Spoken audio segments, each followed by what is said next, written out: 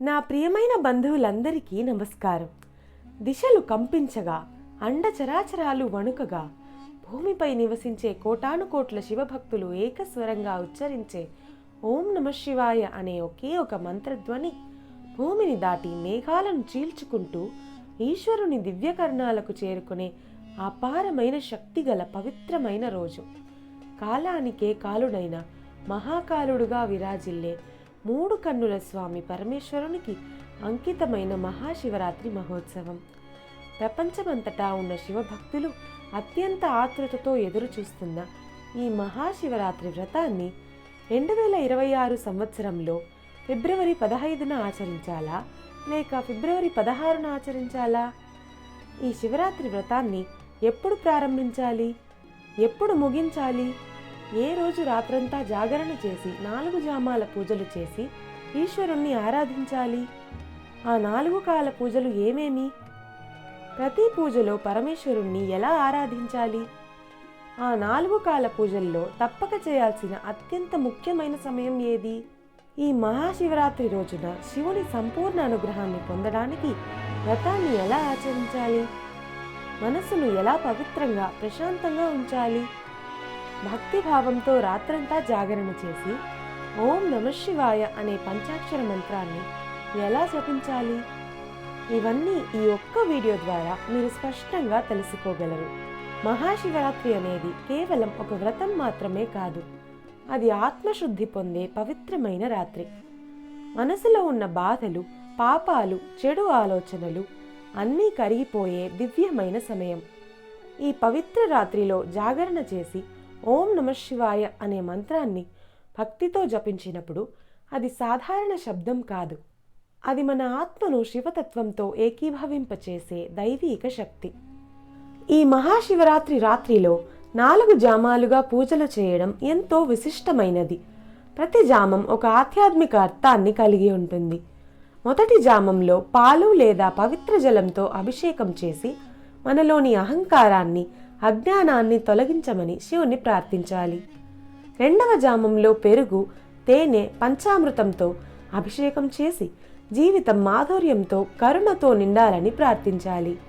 మూడవ జామంలో గంధం, కొబ్బరి నీరు లేదా చక్కెర కలిపిన నీటితో అభిషేకం చేసి మనసుకు శాంతి, స్థిరత్వం కలగాలని ప్రార్థించాలి. నాలుగవ జామం అత్యంత పవిత్రమైనది. ఈ సమయం నిషీధ కాలంగా పరిగణించబడుతుంది. ఈ సమయంలో బిల్వదళాలు సమర్పిస్తూ ఓం నమఃశివాయ మంత్రజపం చేస్తే అనేక జన్మల పాపాలు క్షయమవుతాయని శాస్త్రాలు చెబుతున్నాయి. ఈ రాత్రిలో జాగరణ చేసి శివపూజ చేయడం ద్వారా మనసు శుద్ధి పొందుతుంది. చెడు వాసనలు, దుష్ప్రవర్తనలు క్రమంగా తొలగిపోతాయి. శివుని అనుగ్రహంతో జీవితం ధర్మ మార్గంలో నడుస్తుంది. అందుకే ఈ మహాశివరాత్రి వ్రతాన్ని భక్తి శ్రద్ధలతో ఆచరించడం అత్యంత పుణ్యప్రదంగా భావించబడింది.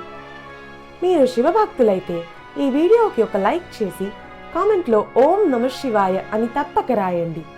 మా ఛానల్ వీడియోను మొదటిసారి చూస్తున్న వారు ఇప్పుడే సబ్స్క్రైబ్ చేయండి. రండి ఇప్పుడు వీడియోలోకి ప్రవేశిద్దాం. సూర్య భగవానుడు కుంభరాశిలో సంచరించే మాఘమాసం అత్యంత పుణ్యప్రదమైనదిగా, శుభకార్యాలకు అనుకూలమైన పవిత్ర కాలంగా భావించబడుతుంది. ఈ మాసంలో నదులు, గుంటలు, చెరువులు, సముద్రాలు వంటి నీటి నిలయాల్లో పుణ్యస్నానం చేయడం అత్యంత శ్రేష్టమని చెప్పబడుతుంది. ఎందుకంటే ఈ మాసంలో గంగాదేవి యొక్క దివ్యశక్తి అన్ని నీటి నిలయాల్లోనూ నిండి ఉంటుందని విశ్వాసం. అందువల్ల మాఘమాసంలో పుణ్యస్నానం చేయడం పాపాలను తొలగించి పుణ్యఫలాలను అందిస్తుందని భక్తులు నమ్ముతారు. ఈ మాఘమాసపు మహిమలలో శిరోమణిగా నిలిచేది మహాశివరాత్రి. సాధారణంగా శివరాత్రి అనే పదం కృష్ణపక్ష చతుర్దశి తిథిన సూచించినప్పటికీ మాఘమాసంలో వచ్చే శివరాత్రిని ప్రత్యేకంగా మహాశివరాత్రిగా ఘనంగా ఆరాధిస్తారు. పంచాంగం ప్రకారం ప్రతి సంవత్సరము మాఘమాసంలో కృష్ణపక్ష చతుర్దశి తిథినే మహాశివరాత్రిగా జరుపుకుంటారు. ఈ పవిత్ర దినాన భక్తులు ఉపవాసం ఉండి రాత్రంతా జాగరణ చేసి శివపూజలు నిర్వహిస్తారు. ఈ సంవత్సరంలో మహాశివరాత్రి పండుగ ఫిబ్రవరి 15వ తేదీ ఆదివారం జరుపుకోవాల్సి ఉందని చెప్పబడుతోంది. అయితే మహాశివరాత్రి వ్రతాన్ని ఫిబ్రవరి 15న పాటించాలా లేక ఫిబ్రవరి 16న పాటించాలా? ఏ రోజు రాత్రి జాగరణ చేసి శివారాధన చేయాలి అనే సందేహం అనేక మంది భక్తులలో ఉత్పన్నమైంది. ఆ విషయాన్ని ఇప్పుడు వివరంగా తెలుసుకుందాం. ఫిబ్రవరి 15వ తేదీన సాయంత్రం 5:51 మాత్రమే చతుర్దశి తిథి ప్రారంభమవుతుంది. అలాగే ఫిబ్రవరి 16వ తేదీన సాయంత్రం 6:26 చతుర్దశి తిథి ముగుస్తుంది. ఆ తరువాత అమావాస్య తిథి ప్రారంభమవుతుంది. మహాశివరాత్రి పూజ అనేది రాత్రంతా జాగరణలో చేయాల్సిన అత్యంత పవిత్రమైన ఆరాధన. చతుర్దశి తిథి ఉన్న రోజున సాయంత్రం ప్రారంభించి రాత్రిని 4 కాలాలుగా విభజించి శివ పూజలు చేయడం ఆనవాయితీ. అంటే మహాశివరాత్రి పూజ ప్రారంభించే సమయానికి ముగించే సమయానికి చతుర్దశి తిథి ఉండాలి. ఆ విధంగా పరిశీలిస్తే ఫిబ్రవరి 15వ తేదీ సాయంత్రం చతుర్దశి తిథి ప్రారంభమై ఫిబ్రవరి 16వ తేదీ సాయంత్రం 6:30 ముందుగానే చతుర్దశి తిథి ముగుస్తుంది. అందువల్ల ఫిబ్రవరి 15వ తేదీ సాయంత్రం ప్రారంభమయ్యే రాత్రినే మహాశివరాత్రి జాగరణకు అనుకూలమైన పవిత్ర సమయంగా భావించాలి. ఆ రాత్రి 4 జామాలుగా విభజించి శాస్త్రోక్తంగా శివపూజలు నిర్వహించడం అత్యంత శ్రేష్టంగా చెప్పబడింది. ఈ విధంగా శాస్త్రోక్తంగా ఉపవాసం ఉండి రాత్రంతా జాగరణ చేసి 4 కాల పూజలు చేసి పరమేశ్వరుని ఆరాధించిన భక్తులకు అపారమైన పుణ్యఫలాలు లభిస్తాయని ఆగమాలు పురాణాలు ప్రశంసిస్తున్నాయి. మహాశివరాత్రి వ్రతాన్ని భక్తి శ్రద్ధ పవిత్రతలతో ఆచరించిన వారికి శివానుగ్రహం లభించి జీవితం ధర్మ మార్గంలో నడుస్తుందని విశ్వాసం. అందువల్ల ఫిబ్రవరి 15వ తేదీ సాయంత్రం 6 గంటల తరువాత మహాశివరాత్రి పూజను ప్రారంభించి ఆ రాత్రంతా జాగరణ చేసి 4 కాలాల్లో జరిగే శివ పూజల్లో భక్తితో పాల్గొనాలి. ఫిబ్రవరి 16వ తేదీ ఉదయం 6:30 సమయానికి 4వ కాల పూజను పూర్తి చేయాలి. అయితే ఫిబ్రవరి 16వ తేదీ సాయంత్రం 6:26 చతుర్దశి తిథి ముగిసిపోతుంది. అందువల్ల మహాశివరాత్రి వ్రతం ఆచరించే భక్తులు ఫిబ్రవరి 15వ తేదీ ఉదయం నుంచే ఉపవాసం ప్రారంభించి ఆ రాత్రంతా జాగరణ చేసి శివారాధన చేయాలి.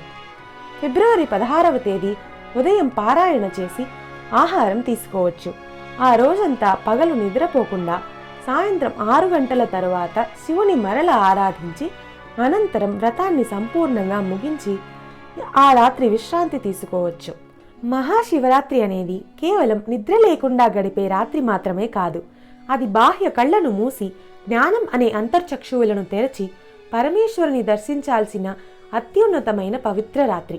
సిద్ధులు జ్ఞానులు ఈ మహాపుణ్యరాత్రిలో తమ అంతర్చక్షువులను విప్పి లోతైన ధ్యానంలో నిలిచి విశ్వశక్తిని తమ శరీరంలో నేరుగా ప్రవహింపజేసుకుని ఆ పరబ్రహ్మమైన శివతత్వంతో ఏకీభవించారు. మనసును పూర్తిగా అదుపులో ఉంచే ఈ మహావ్రత మహిమను లోకంలోని మరే ఇతర వ్రతంతోనూ సరిపోల్చలేమని చెప్పబడుతుంది. రాత్రంతా 4 జామాలలో శాస్త్రోక్తంగా శివపూజలు చేయడం ఈ వ్రతం యొక్క ప్రధాన విశేషం. ఆలయాలకు వెళ్ళలేని వారు కూడా తమ ఇళ్లలోనే భక్తితో మనసు కరిగే విధంగా 4 కాల పూజలను చేయవచ్చు. ఓం నమః శివాయ అనే ఆది పంచాక్షరి మంత్రాన్ని భక్తితో జపించి 3 కన్నుల స్వామి శివుని శరణు చేరితే మనసారా కోరికున్నవన్నీ నెరవేరుతాయని విశ్వాసం. సర్వమంగళాలను ప్రసాదించే ఈ పవిత్ర దినాన వ్రతం ఉండటం ద్వారా మనకు తెలియక చేసిన పాపాలే కాదు, తెలిసే చేసిన దోషాలు పూర్తిగా నశిస్తాయని చెప్పబడుతుంది. 5 ఇంద్రియాలను జయించి మనస్సును ఈశ్వరుని పాదాల వద్ద నిలిపితే దీర్ఘాయుషు దృఢమైన ఆరోగ్యం సిద్ధిస్తాయి. ఈ వ్రతాన్ని శాస్త్రోక్తంగా ఆచరించే వారికి కోటి బ్రహ్మహత్య దోషాలు కూడా నివృత్తి అవుతాయని, పవిత్ర క్షేత్రమైన కాశీలో ముక్తి పొందిన ఫలితం లభిస్తుందని, సర్వసంపదలు పరమానందం కలుగుతాయని పురాణాలు వర్ణిస్తున్నాయి. ఈ మహావ్రతాన్ని ప్రారంభించే ముందు ఒక దారానికి పసుపు రాసి దానిని మంగళసూత్రంలా పవిత్రంగా తయారు చేసి చేతికి కాపుగా కట్టుకోవాలి. ఆ పసుపు కాపు కట్టిన క్షణం నుంచే వ్రతం శాస్త్రోక్తంగా ప్రారంభమైందని భావించాలి. 4 కాల పూజలను ప్రారంభించే ముందు నృత్యరాజు నటరాజస్వామిని, ప్రదోష నాయకుడైన నందిదేవుణ్ణి మనసారా ధ్యానించి వారి అనుగ్రహం కోరిన తరువాతే శివపూజను ప్రారంభించడం సాంప్రదాయంగా పాటించబడుతుంది. మొదటి కాల పూజ ఫిబ్రవరి 15వ తేదీ సాయంత్రం 6:11 నుండి రాత్రి 9:23 వరకు జరుగుతుంది. ఈ సమయం బ్రహ్మదేవుడు శివపరమేశ్వరుణ్ణి ఆరాధించిన కాలంగా భావించబడుతుంది. అందువల్ల దీనిని బ్రహ్మపూజ కాలం అని గౌరవంగా పిలుస్తారు. ఈ మొదటి కాల పూజలో ఈశుడు సోమస్కంద దివ్యమంగళ రూపంలో భక్తులకు దర్శనమిస్తాడు. శివుడు, అంబికాదేవి, కుమారస్వామి ముగ్గురూ కలిసి గృహస్థుడిగా, ప్రేమగల భర్తగా, మమతతో నిండిన తండ్రిగా దర్శనమిచ్చే ఈ దివ్య రూపం మనం తప్పక ధ్యానించవలసిన కరుణామూర్తి స్వరూపం. గృహస్థ జీవితం సుఖ సమృద్ధిగా ఉండాలని కోరుకునేవారు, సంతాన లాభం కోసం ప్రార్థించేవారు ఈ కాలాన్ని తప్పక ఆరాధించాలి. ఈ సమయంలో స్వామికి నువ్వుల నూనె లేదా చందనాది తైలంతో కాపు చేయాలి. ఆగమ నియమాల ప్రకారం ముందుగా తైల కాపు చేసి అనంతరం పాలు, నెయ్యి, పెరుగు మరియు పంచగవ్యంతో అభిషేకం చేయాలి. స్వామికి పచ్చకర్పూరం కలిపిన చందనపు తిలకం పెట్టి ఎరుపు రంగు పట్టు వస్త్రం ధరింపజేసి నైవేద్యంగా నెయ్యి వాసనతో పరిమళించే కట్టె పొంగలి సమర్పించాలి. ఋగ్వేద పారాయణం, శివపురాణ పారాయణల మధ్య విభూదిపత్రి, తామర పువ్వు, గన్నేరు పువ్వులతో పాటు బిల్వదళాలతో అర్చన చేయాలి. దీపం వెలిగించి ధూపదీపారాధనలతో మొదటి కాల పూజను సంపూర్ణం చేయాలి. రెండవ కాల పూజ ఫిబ్రవరి 15వ తేదీ రాత్రి 9:23 నుండి అర్ధరాత్రి 12:36 వరకు జరుగుతుంది. ఈ సమయం మహావిష్ణువు శివపరమేశ్వరుణ్ణి ఆరాధించిన కాలంగా చెప్పబడుతుంది. ఈ రెండవ కాలంలో ఈశుడు జ్ఞాన గురువైన దక్షిణామూర్తి స్వరూపంలో ఆరాధించబడతాడు. ఈ జ్ఞానమూర్తిని మహాశివరాత్రి నాడు ఆరాధించే వారికి విద్య, శ్రవణ, మానసిక జ్ఞానాలలో అసమానమైన అభివృద్ధి కలుగుతుందని విశ్వాసం. మహావిష్ణువు పూజించిన కాలం కావున ఈ సమయంలో కొబ్బరి నీటితో మరియు పంచామృతంతో అభిషేకం చేయడం విశేషం. స్వామికి పసుపు రంగు పట్టు వస్త్రం ధరింపజేసి అగరు, చందనం రాసి చక్కెర పొంగలి మరియు పాయసం నైవేద్యంగా సమర్పించాలి. తామర పువ్వు మరియు బిల్వదళాలతో అర్చన చేయాలి. యజుర్వేద పారాయణంతో పాటు రుద్రతాండవ గీతాలు వినిపించాలి. సాంబ్రాణి ధూపం వేసి ఇప్ప నూనెతో దీపం వెలిగించాలి. ఈ రెండవ కాల పూజను భక్తితో నిర్వహిస్తే విద్యా, జ్ఞానం అభివృద్ధి చెందడమే కాకుండా మహావిష్ణువు, మహాలక్ష్మి కటాక్షంతో ఇంటిలో ఐశ్వర్యం పెరిగి లక్ష్మీ కటాక్షం పరిపూర్ణంగా లభిస్తుంది. మూడవ కాల పూజ ఫిబ్రవరి 16వ తేదీ అర్ధరాత్రి 12:36 నుండి ఉదయం 3:47 వరకు జరుగుతుంది. ఇది అత్యంత శక్తివంతమైన కాలంగా చెప్పబడుతుంది. ఈ సమయం అమ్మవారు పరాశక్తి స్వయంగా శివపరమేశ్వరుణ్ణి ఆరాధించిన కాలం. మొదటి 2 కాల పూజలను చేయలేకపోయిన వారు కూడా ఈ మూడవ కాల పూజ సమయంలో మాత్రమే జాగరణ చేసి శివధ్యానంలో ఉంటే రాత్రంతా శివపూజ చేసిన ఫలితాన్ని పొందుతారని విశ్వాసం. ఈ సమయంలో ఈశుడు లింగోద్భవ స్వరూపంలో ఆది అంతం లేని జ్యోతి రూపంగా ఆరాధించబడతాడు. బ్రహ్మదేవుడు, మహావిష్ణువు ఇద్దరూ ఇరువైపులా నిలబడి వందనం చేసిన ఈ దివ్యక్షణంలో శివుడు 8 భుజాలతో వెలిగిన జ్యోతిర్లింగ స్వరూపంగా జ్ఞానాన్ని, మోక్షాన్ని ప్రసాదించే మహాదివ్య రూపంగా ఆవిర్భవించాడు. ఈ కాలంలో స్వామికి తేనెతో అభిషేకం చేసి తెల్లని పట్టు వస్త్రం ధరింపజేసి దర్భ మరియు మొగలి పువ్వులతో అర్చన చేయాలి. సాధారణంగా శివపూజలో ఉపయోగించరాని మొగలి పువ్వు ఈ ఒక్క సమయంలో మాత్రమే స్వామివారి ఆమోదం పొందుతుందని ప్రత్యేకంగా చెప్పబడుతుంది. సామవేద పారాయణం, లింగపురాణం పారాయణలతో పాటు దానిమ్మ పండు, పాయసం, ఎండు నువ్వుల అన్నం నైవేద్యంగా సమర్పించాలి. నల్ల కుంగిలి ధూపం వేసి 5 ముఖాల నెయ్యి దీపం వెలిగించి శ్రీరుద్రం, చమకం పారాయణంతో పూజ చేయాలి. జగత్తుకే తల్లి అయిన పరాశక్తి ఆరాధించిన ఈ పవిత్ర సమయంలో మనసారా కోరుకున్న వరాలన్నీ నెరవేరుతాయని విశ్వాసం. 4వ కాల పూజ ఫిబ్రవరి 16వ తేదీ ఉదయం 3:47 నుండి 6:59 వరకు జరుగుతుంది. 33 కోట్ల దేవతలు, ఋషులు, సమస్త జీవరాశులు శివుని ఆరాధించిన పుణ్యకాలం ఇదే. ఈ సమయంలో ఈశుడు మహోన్నతమైన వృషభారూఢ స్వరూపంలో దర్శనమిస్తాడు. కలియుగాంతంలో ధర్మం నశించిపోతుందేమోనని భయపడ్డ ధర్మదేవత వృషభ రూపం ధరించి శివుని శరణు చేరగా శివుడు దానిపై అధిష్ఠించి కరుణాపూర్వకంగా అనుగ్రహించిన దివ్యమంగళ స్వరూపం ఇదే. ఈ స్వరూపాన్ని దర్శించి ఆరాధించిన వారికి కోరుకున్న శుభఫలాలన్నీ సిద్ధిస్తాయి. ఈ సమయంలో స్వామికి చెరుకు రసంతో అభిషేకం చేసి పునుగు కలిపిన చందన తిలకం పెట్టి నీలిరంగు పట్టు వస్త్రం ధరింపజేసి నల్లవావిలి పువ్వు, నందివర్ధన పుష్పాలతో అర్చన చేయాలి. షడ్రుచుల ఫలాలను నైవేద్యంగా సమర్పించి కర్పూరం, లవంగ ధూపం వేసి నువ్వుల నూనె దీపం వెలిగించాలి. అథర్వణ వేద పారాయణంతో పాటు స్వామి తిరుత్తాండకం పారాయణం చేయాలి. ఆహారం, నిద్ర అనే ఇంద్రియ సుఖాలను విడిచిపెట్టి ఈ 4 కాల పూజల్లో శివుని స్మరించే వారికి అశ్వమేధయాగ ఫలితానికి సమానమైన పుణ్యం లభిస్తుందని మహిమాన్వితంగా చెప్పబడింది. ఈ 4 కాల పూజలు పూర్తయిన తరువాత తెల్లవారుజామున ఉషత్కాల పూజలు, ఆ తరువాత మధ్యాహ్న పూజలు శాస్త్రోక్తంగా నిర్వహించబడతాయి. ఉపవాసమున్న భక్తులు ఆలయ దర్శనం చేసి ఇంటికి తిరిగి వచ్చిన తరువాత కొంతసేపు ప్రశాంతంగా కూర్చొని ధ్యానించాలి. ఆ తరువాత పవిత్ర స్నానం చేసి నుదుటి నిండా విభూతి ధరించి శివనామాన్ని జపించాలి. భోజనం చేయటానికి ముందుగా సాధ్యమైనంత వరకు అన్నదానం చేసి ఆ తరువాత మాత్రమే మనం ఆహారం తీసుకొని వ్రతాన్ని పూర్తి చేయాలి. వ్రతం ముగిసిన ఆ రోజు పగలంతా ఎట్టి పరిస్థితుల్లో నిద్రపోవద్దు. సాయంత్రం 6 గంటల సమయంలో మళ్లీ దీపం వెలిగించి శివుని ఆరాధించిన తరువాతే నిద్రకు ఉపక్రమించాలి. ఈ విధంగా నియమబద్ధంగా ఆచరించిన వ్రతం ద్వారా సర్వజ్ఞానం, అష్టసిద్ధులు లభిస్తాయి. న్యాయమైన కోరికలన్నీ ఈశ్వరుని కృపతో నెరవేరుతాయి. ప్రత్యేకంగా కన్యలు ఈ వ్రతాన్ని ఆచరించినట్లయితే సద్గుణ సంపన్నుడైన భర్తను పొందుతారు. సుమంగళీలు ఆచరించినట్లయితే భర్తకు దీర్ఘాయుష్షు, ఆరోగ్యం కలుగుతాయి. పిల్లలకు ఉత్తమ విద్యాజ్ఞానం, ఇంటిలో మంగళం, సర్వసంపదలు పెరుగుతాయి. మనం ఏ సంకల్పంతో ఈ శివపూజను చేశామో ఆ కోరిక యథాతథంగా ఫలిస్తుందని విశ్వాసం. ఆలయాలకు వెళ్ళి పూజ చేయలేని వారు ఇంట్లోనే మహాశివరాత్రి వ్రతాన్ని ఎలా ఆచరించాలో తెలుసుకుందాం. వ్రతానికి ముందు రోజే ఇంటిని శుభ్రపరిచి పవిత్రంగా ఉంచాలి. శివరాత్రి రోజు తెల్లవారుజామునే లేచి స్నానం చేసి ఓం నమఃశివాయ అనే పంచాక్షర మంత్రాన్ని జపిస్తూ విభూది ధరించాలి. ఇంట్లో శివలింగం ఉంటే శాస్త్రోక్తంగా అభిషేకం, ఆరాధనలు చేయవచ్చు. లేకపోతే శివపరమేశ్వరుని చిత్రానికి పూజలు చేయవచ్చు. పూజ గదిలో దీపం వెలిగించి అరటి పండ్లు, తమలపాకులు, వక్కలతో పాటు ఒక గిన్నె తాజా పాలను నైవేద్యంగా సమర్పించాలి. ఆ రోజంతా లింగాష్టకం, శివపురాణం వంటి భక్తి గ్రంథాలను పారాయణం చేయటం శ్రేష్టం. ఉదయం, మధ్యాహ్నం, రాత్రి 3 వేళలు ఆహారం తీసుకోకుండా జాగరణలో ఉండాలి. ఆరోగ్య కారణాల వల్ల సంపూర్ణ ఉపవాసం ఉండలేని వారు పాలు, పండ్లు, నీరు మాత్రమే తీసుకుంటూ వ్రతాన్ని కొనసాగించవచ్చు.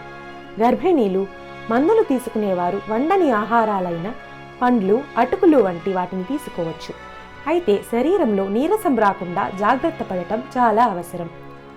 ఇంట్లోనే శివలింగానికి 4 జామాల పూజలు చేయడం అపారమైన పుణ్యఫలాలను ఇస్తుంది.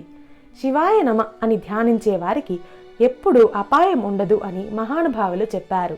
దంపతులుగా కలిసి శివలింగ పూజ చేయడం గృహస్థ జీవితాన్ని మధురంగా మార్చుతుంది.